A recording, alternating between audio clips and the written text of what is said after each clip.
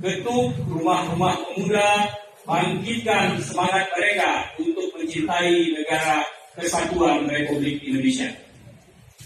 Akan saya terima Pataka KMP ini sampai ke pelosok Kabupaten Aceh Tengah dan membangun pemuda-pemuda yang bermartabat.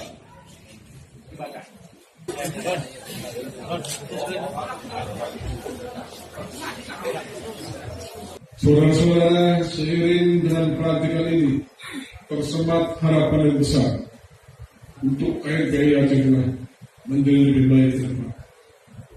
Pengurus baru harus mampu melanjutkan dan membawa KMPI Aceh Tengah lebih maju dan lebih berkembang.